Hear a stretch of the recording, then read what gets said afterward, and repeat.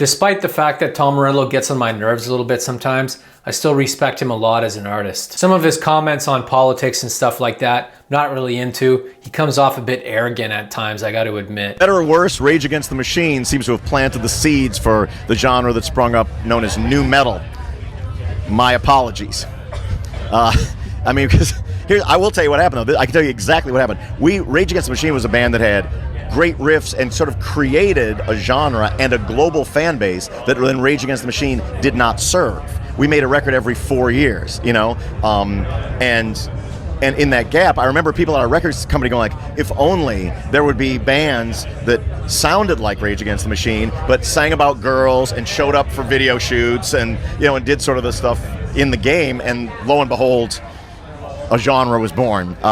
We've never considered ourselves to have anything to do with that genre, and there's a lot of great music in that genre, a lot of great musicians in it, but the ethos of it tended to be much more kind of misogynist in nature, anti-women, fratty, and there was a political and intellectual content to Rage Against the Machine. I mean, he makes some good points there, I can't lie, but I think it could do without that air of condescension. But that being said, I still love some Rage Against the Machine. Rather than be a hater and kind of shit on Tom Morello, I figured, you know, I'm gonna try and make something in his style today with the whammy pedal. So let's do it. So for starters, we gotta make a riff that uses the E minor pentatonic scale. I was thinking we would do something like this.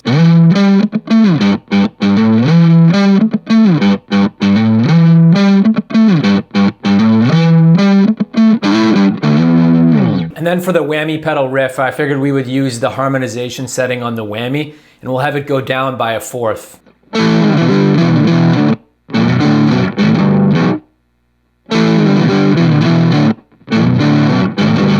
And then we need a bridge riff as well.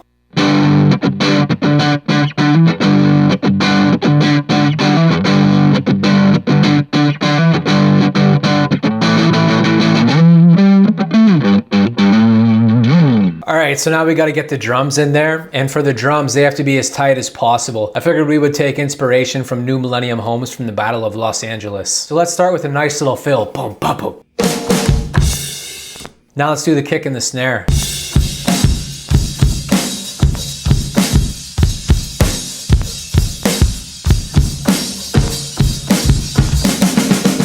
Then we'll do the hi-hats and the cymbals.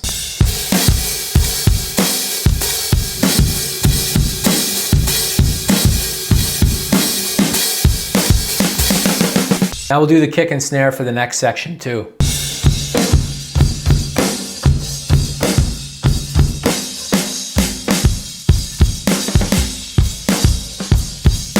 More cymbals.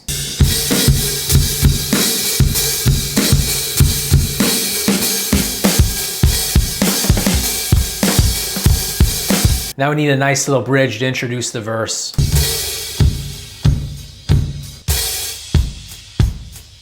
All right, we got to get the guitars in there now.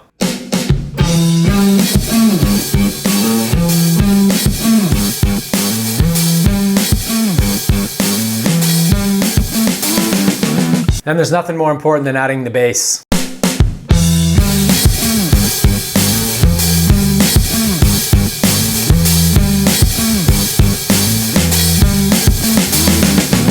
Now we just need to get the compression in there because it's going to make the bass sound a lot better.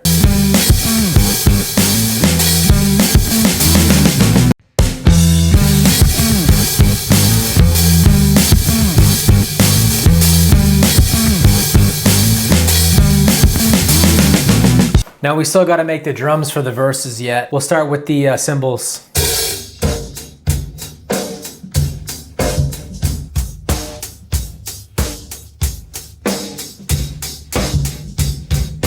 Then we'll just add in a snare to keep it simple.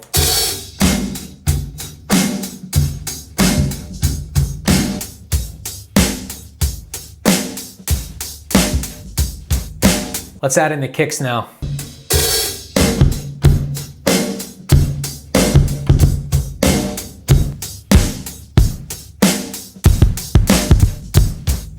By the way, if you're looking for something to practice, get my fretboard memorization cheat sheet from travelingguitarist.com/fretboard cheat sheet. What it is it's all the triads, the major and minor triads in every single key. Through the octave mapping technique and through a couple other techniques, you can actually just learn to memorize not only the notes of the fretboard, but you can also learn how to improvise in a bunch of different keys by understanding the the foundation of harmony, which is the triads, right? The foundation of chords. You can also sign up to my forum at forum.travelingguitarist.com.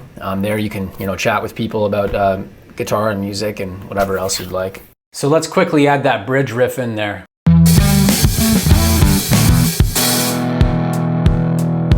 Now we'll add in the bass.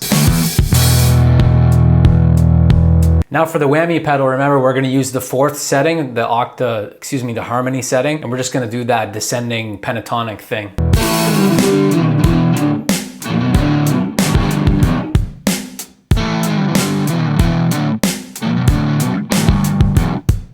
Now for the bass guitar, I think we're just going to follow the riff. It's probably going to be a little bit too close, but I think it'll sound all right anyway.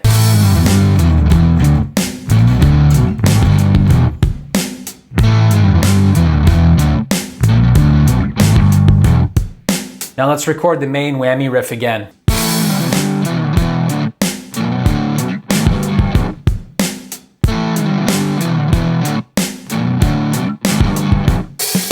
Then we'll follow it with the bass as well.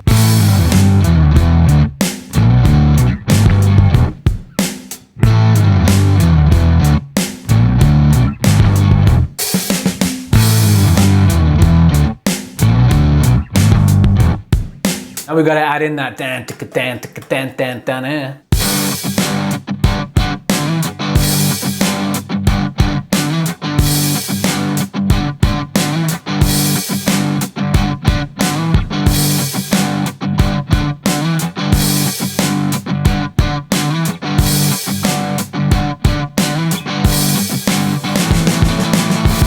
For the bass guitar, we're gonna follow it in a similar fashion.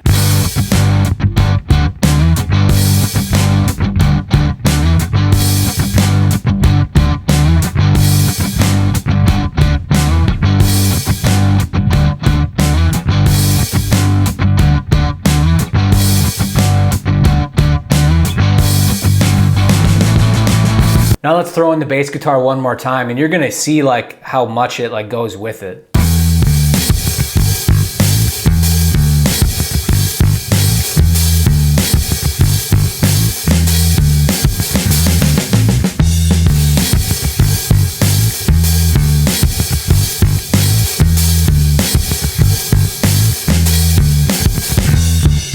Then we'll throw in the guitar one more time, and that should be it.